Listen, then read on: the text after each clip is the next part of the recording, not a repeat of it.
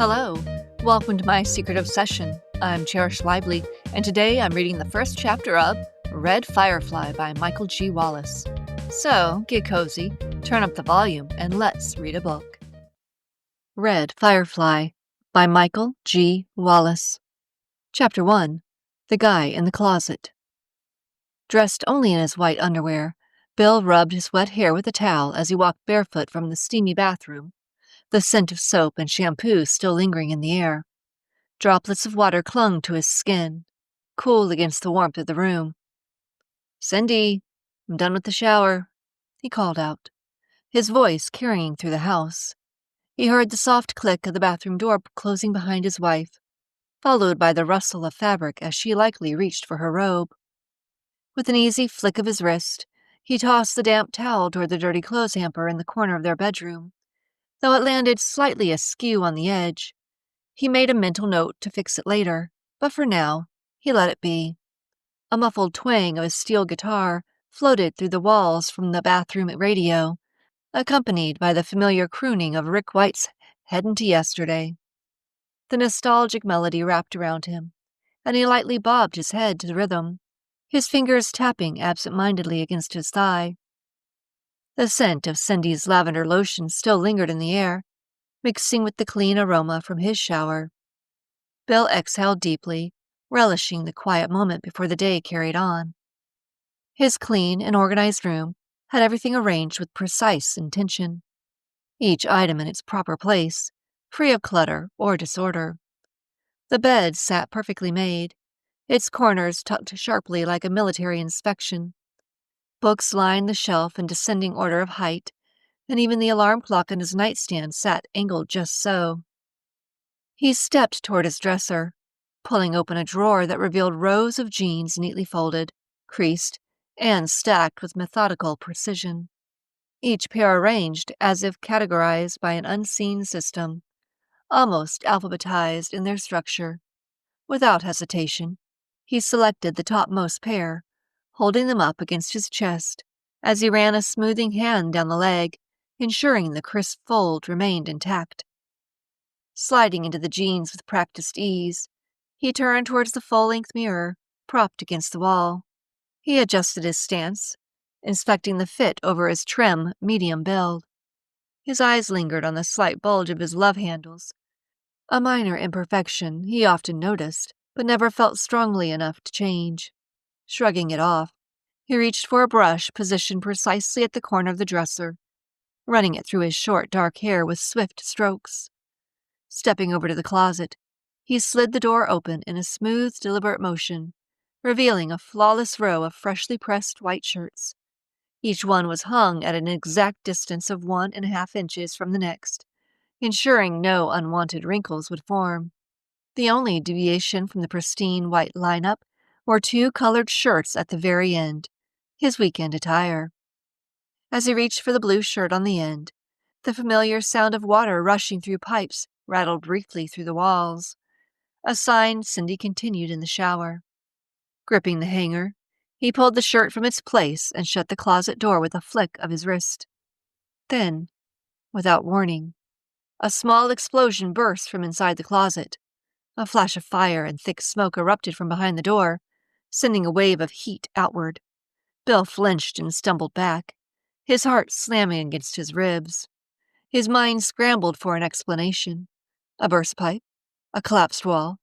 Jerking the closet door open, he witnessed an impossible sight.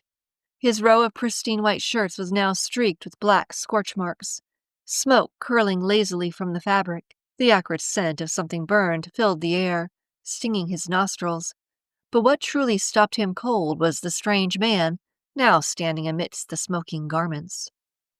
The stranger stood about Bill's height and appeared to be the same age, with dark hair that fell just past his shoulders. His attire, a Hawaiian shirt, gray shorts, and a pair of well-worn sneakers, stood in stark contrast to Bill's neatly arranged world. A small red gym bag dangled from his hand, its surface lightly singed. Smoke trickled from his slightly charred clothes, but he hardly seemed bothered. Bill stood frozen. His mind struggled to process what he saw. His breath hitched His mouth fell partly agape. The man stepped out of the closet, coughing out a puff of smoke as he surveyed the room with an almost amused expression. His gaze swept across the immaculate furniture, the neatly made bed, the carefully arranged belongings. "I can't believe it worked," he muttered more to himself than to Bill. He scanned the room again, settling his attention on Bill, a grin tugging at the corner of his mouth. "You look baffled," he said, tilting his head slightly.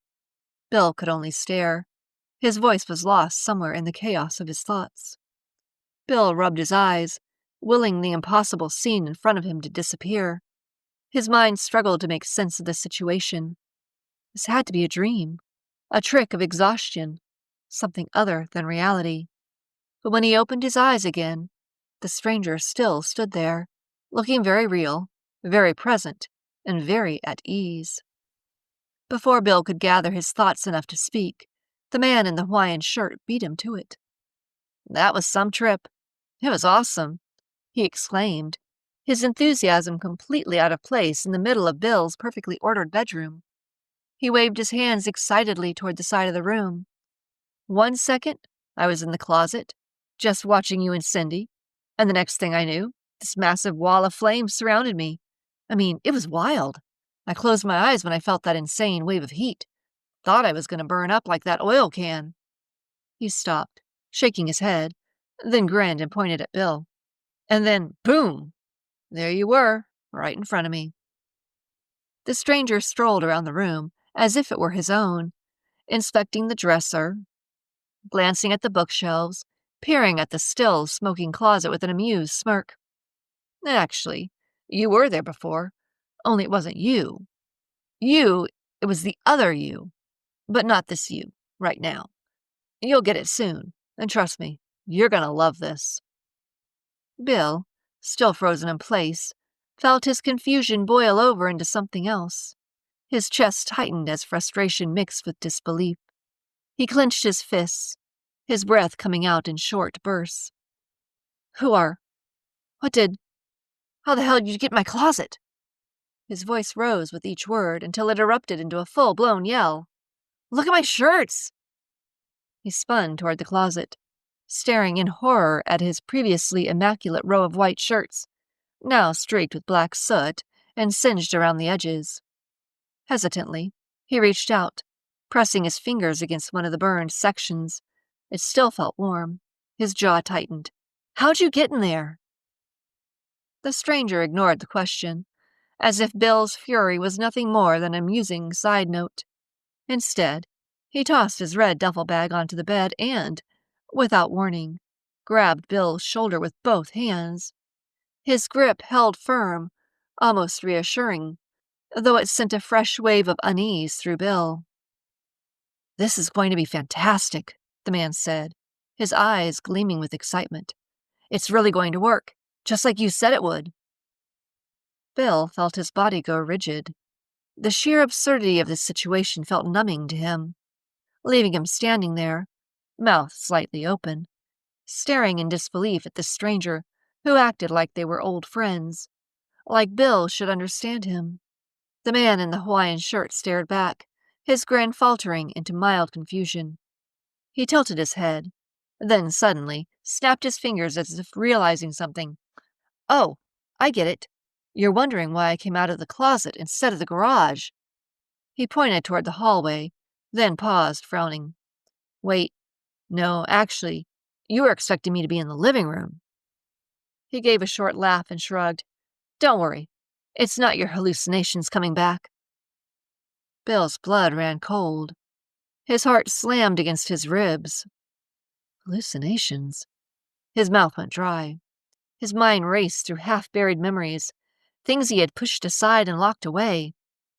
Who was this guy? And more confusing, how did he know his name? The stranger turned toward Bill and spoke directly in his face. "I'm not the one who slept on your couch last night. That's the other me. You didn't know if your car would be in the garage, but you remembered exactly where everything would be in your closet, because you're weird like that. Therefore, I came out of the closet, just not in the way that sounds." Bill turned back to his ruined shirts, his hands tightening into fists at his sides. He shook his head, a deep, burning frustration rising in his chest, the shock of the moment wearing off, and in its place, pure anger took hold. He spun back toward the stranger, his voice sharp and unwavering. "I don't know who you are, or what you're doing here, but I want you out of my house. Now, get out." The man in the Hawaiian shirt only grinned, as if Bill just made a joke. His laid-back demeanor became infuriating. "Come on, stop kidding around," he said, waving a hand dismissively. "We've got a lot of work to do. First, I need to figure out exactly where I am." Bill's patience snapped. "Right now, you're in my house, and I want you out." Joe, if that even was his real name, looked completely unbothered. He casually glanced around, as if he made himself at home. "Well, yeah, technically I'm here right now, but I need to talk to my present-day self." He clapped his hands together. "You'll understand when you see us together." Before Bill could process what that even meant, Joe suddenly darted toward the bedroom door. He stuck his head into the hallway, eyes scanning up and down, then cupped his hands around his mouth and shouted, "Joe! Hey, Joe! Get in here! You're not going to believe this." Bill's anger flared. He lunged forward, grabbing Joe's arm and yanking him back into the room. "Who are you?" he demanded, his grip tightening. Joe blinked at him, clearly confused by the question. "What are you talking about? It's me, Joe." Bill's stomach twisted. His pulse pounded in his ears. This guy appeared completely unhinged. "Look, Joe, you're obviously crazy. You need your medication or a doctor. I don't care how you got in here, but you need to get out of my house." Joe jerked his arm free, rubbing the spot where Bill had held him. His expression shifted from amusement to genuine bewilderment. "Bill, you're acting like you don't recognize me." Bill threw up his hands, exasperated. "Because I don't. Who the hell are you? I've never seen you before in my life." Joe squinted at him, tilting his head as if Bill were the one speaking nonsense. Then, in a quiet, knowing voice, he said, "Then, who slept on your couch last night?" Bill stared at him, his breath hitching. His mind raced through the events of the past day. The couch had been untouched. He set his jaw. "Nobody slept on my couch last night. And according to you, even you didn't sleep on my couch last night." His voice sounded laced with frustration. Joe smirked. His eyes gleamed with something that sent a ripple of unease through Bill. "Well," Joe said, leaning against the dresser, "that's about to change." He paced around the bedroom and mumbled, "This must be why I'm not here right now." Aggravated, Bill threw his arms into the air. "I don't know who you think you are, but you have to leave. When my wife gets out of the shower, she'll go ballistic on you, and she'll do the same to me for letting you in here." "You didn't invite me. I appeared in the closet," Joe replied. Bill eyed his charred shirts. What'd you do to my clothes?" Joe's eyes flickered with something Bill couldn't quite place. Shock, disbelief, maybe even fear. His gaze lingered on the framed photo of Bill and Cindy, their smiles frozen in time as they stood together, hands clasped around the wedding cake knife. Without hesitation, Joe strode over, picked up the frame and stared at it, his fingers tightening around the edges. "Stop the bus. You and Cindy are married?" His voice was filled with incredulity. He shook his head, laughing nervously. "No way. You can't be married." Bill's frustration surged. He snatched the picture from Joe's hands and placed it carefully back on the dresser, making sure the frame aligned exactly as it had been. He turned to Joe, his expression sharp. "Of course we're married," Bill snapped. "And how the hell do you know my wife?" Joe's entire demeanor changed. The cocky, laid-back confidence he had carried moments ago drained from his face. His hands dropped to his sides, and for the first time, Bill noticed a trace of genuine fear in his eyes. "What's today's date?" Joe asked, his voice quiet but urgent. Bill frowned. "What?" "The date. What's today's date?" Bill exhaled sharply, irritation lacing his every movement.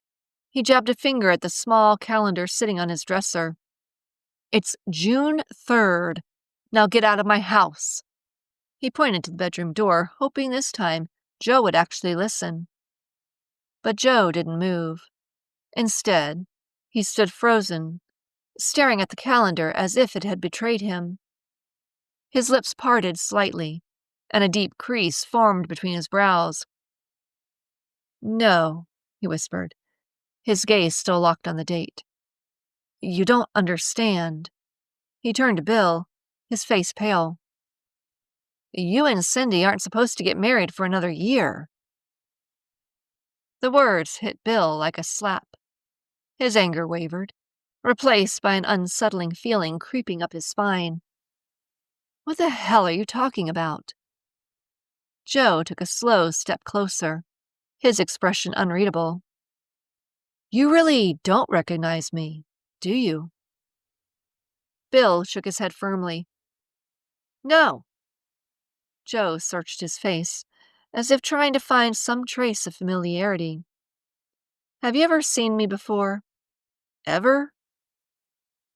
Bill hesitated. Something about Joe's tone made him pause. The anger that had been driving him cooled, replaced by uncertainty. He studied Joe's face, taking in the slightly crooked nose, the sharp but somehow familiar eyes, the way he carried himself. He looked like an average guy, someone you might pass on the street without a second thought. But there was something off. "No," Bill finally admitted, his voice quieter this time. "I have no idea who you are." Joe exhaled, rubbing a hand through his dark hair. His shoulders sagged slightly, as if Bill's response had confirmed something he wasn't ready to accept. "Okay," Joe murmured, mostly to himself. "This is worse than I thought." Joe sat on the bed and stared at the floor. He let out a sigh. "It's all right. You told me this might happen, and we'd have to go with Plan B." Bill spied his shirts one more time and became upset again. He picked up the phone. "That's it. I'm calling the police." The dull, mottled beige of the floor tiles seemed to absorb Joe's intense gaze. He shifted his weight, the tatty soles of his shoes scraping against the worn surface. His voice flat and devoid of inflection, cut through the charged silence. "No, don't call them. We have to carry out our master plan." Bill's hand, trembling slightly, hovered over his phone. His eyes, wide and panicked, darted between Joe's unsettling calm face and the singed remains of his wardrobe. "I don't know who you are or why you're here. I'm positive I need you to get out of my house. You're probably some kind of serial killer who's going to take me back to your lair and eat my eyes or something. I'm calling the police." He punched in the numbers, his fingers slipping on the 9. Joe's demeanor remained unchanged. "Good. When they get here, I'll tell them how you locked me in the closet and tried to set me on fire." He gestured with a slight tilt of his head toward the heap of blackened, twisted shirts that had once been Bill's prized shirts. The acrid smell of burned cotton still lingered in the air, a stark, undeniable testament to the destruction. Bill's gaze followed Joe's. A wave of icy dread washed over him as he realized his impossible situation. How could he explain the charred clothing? How could he explain Joe's sudden, impossible appearance? The police would never believe him. He could already hear their skeptical questions, their thinly veiled accusations. He slowly lowered his phone, the plastic clicking softly against the countertop.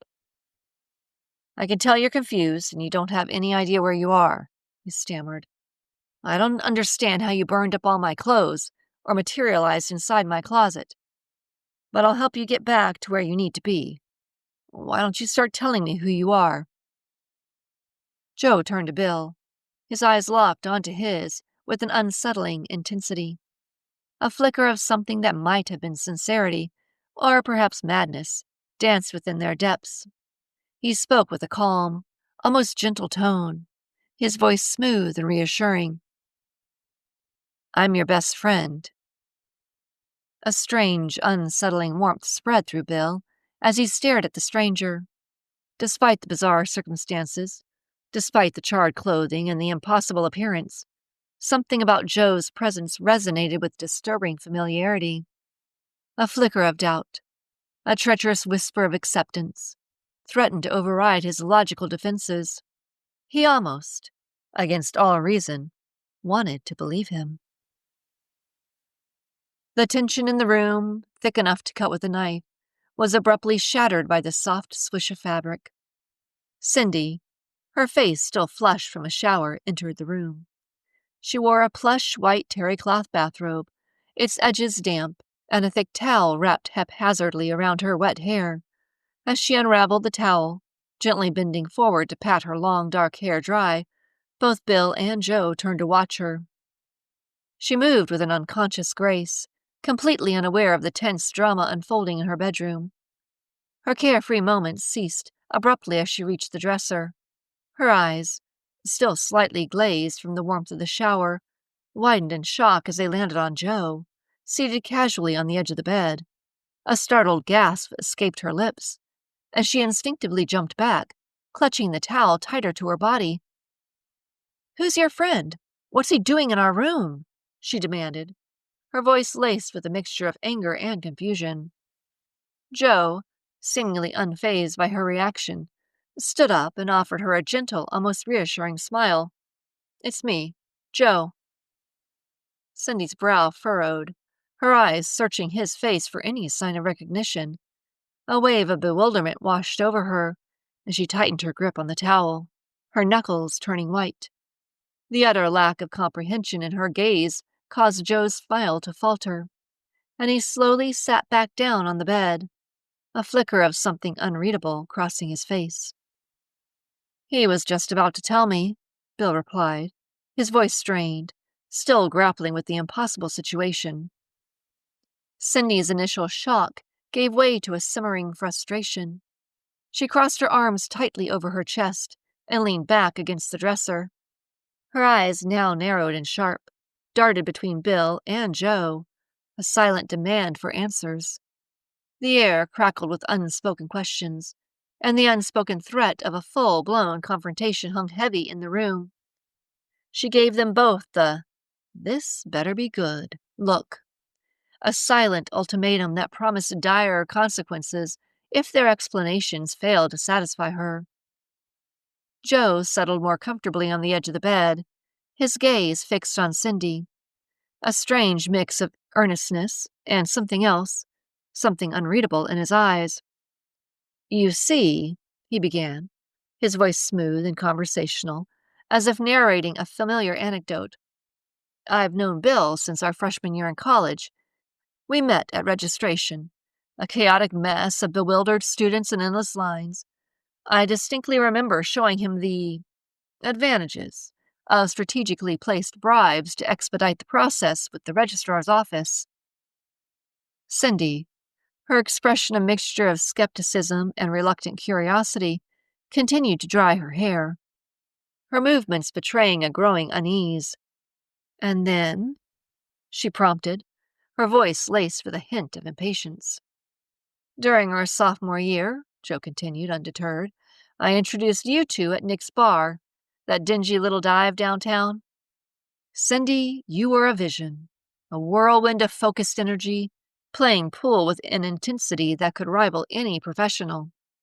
Bill, meanwhile, nursed a beer in the corner, his eyes glued to you. He confided to me you were, without a doubt, the most beautiful girl he'd ever seen." He paused, a faint smile playing on his lips. Cindy's hand stilled, the towel hovering just inches from her damp hair. A flicker of amusement, a ghost of a smile, touched her lips as she turned to Bill. "And then?" she asked, her voice softer now. "I walked up to you," Joe continued, his eyes never leaving Cindy's. "And, with my usual charm, I explained how you absolutely had to meet my friend Bill, or he'd run the very real danger of becoming a walking, talking sponge, absorbing all of the loneliness in the universe." Cindy, her smile widening slightly, finally abandoned the towel, placing it on the dresser.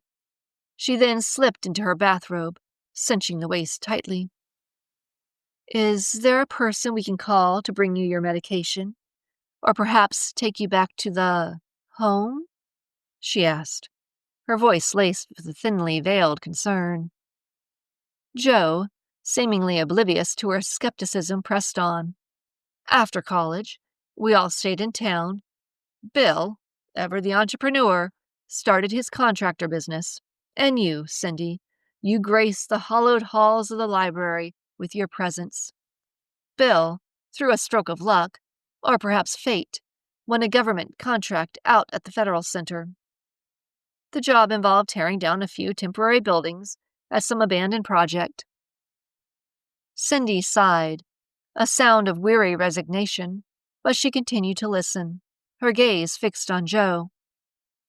"Inside those buildings," Joe continued, his voice dropping to a conspiratorial tone, "he found what the feds, in their infinite wisdom, called Project Bitter Apple. It was some kind of time travel experiment, a ludicrously ambitious project that, predictably, had its budget cut." He glanced back at Cindy, his eyes gleaming.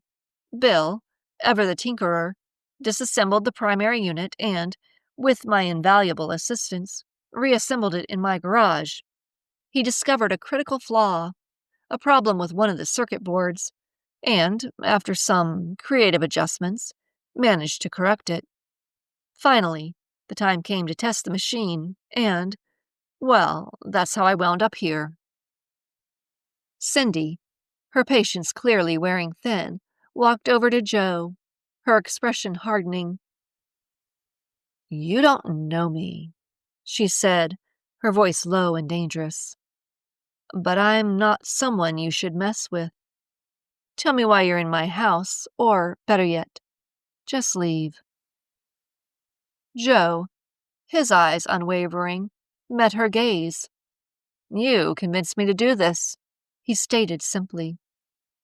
Confusion clouded Cindy's features as she stared intently into Joe's eyes, searching for a flicker of recognition, a spark of familiarity that might explain his unsettling presence. Joe, sensing her hesitation, stood up and paced around the room, his movements deliberate and measured. "I understand this is hard to believe," he said, his voice calm and persuasive. "If I'm lying, how do I have so much knowledge about you guys? How could I invent such specific, intimate details?" Cindy, her skepticism still battling with a growing unease, tightened the belt of her robe. Her fingers nervously twisted the fabric. "Your facts are not entirely accurate," she countered, her voice sharp. "I do work at the library, yes, but you could have easily seen me behind the counter, and Bill doesn't have a contractor business. He works for the GAO. The revelation hung in the air, a stark contradiction to Joe's narrative. Cindy turned her gaze towards Bill, her lips pursed in a silent question, while he remained fixated on the wall, his expression blank and distant. "What do you mean, he works for the GAO?" Joe asked, his voice laced with genuine concern. "When I met Bill, he was a wide-eyed freshman, desperate to change his major from electrical engineering to accounting. I talked him out of it, convinced him to pursue his passion. Are you telling me Bill's an accountant?" Cindy, her patience rapidly dwindling, turned back to her husband, her voice laced with a growing urgency. "Bill?" she demanded. "What are you going to do with this guy?" Bill, still lost in a vortex of conflicting realities, continued to gaze at the wall, his mind grappling with the impossible. Cindy, her frustration mounting, had to call his name again, her voice sharp and insistent. "Bill." He finally snapped out of his reverie, turning to her with a blank, almost vacant expression. "This week," he began, his voice flat and detached, "I started an audit at the Federal Center. They're shutting down a project called Bitter Apple. I saw the machine he's talking about." The air in the room crackled with a sudden, charged tension. Cindy's eyes widened, a mixture of fear and disbelief warring within them. The confirmation, however fragmented and unsettling, seemed to congeal Joe's impossible story. With a resolute motion, she reached for the phone, her hand trembling slightly. "That's it," she declared, her voice firm. "Calling the police." Bill pointed to the closet full of charred clothes. "Try and explain to them how that happened. He's going to say we put him in there and tried to set him on fire." Cindy's hand, still trembling slightly, hovered over her phone on the dresser. Her gaze, sharp and accusatory, fell upon the charred remains of Bill's shirts, the blackened fabric a stark reminder of the bizarre events unfolding in her bedroom. She reached out, her fingers tracing the scorched marks on the shoulder of one shirt, the rough texture in contrast to the soft cotton. "What did you do while I was in the shower?" Her voice was laced with a mixture of fear and anger. Bill, his face pale and drawn, sat silently on the edge of the bed, his eyes fixed on some unseen point in the distance.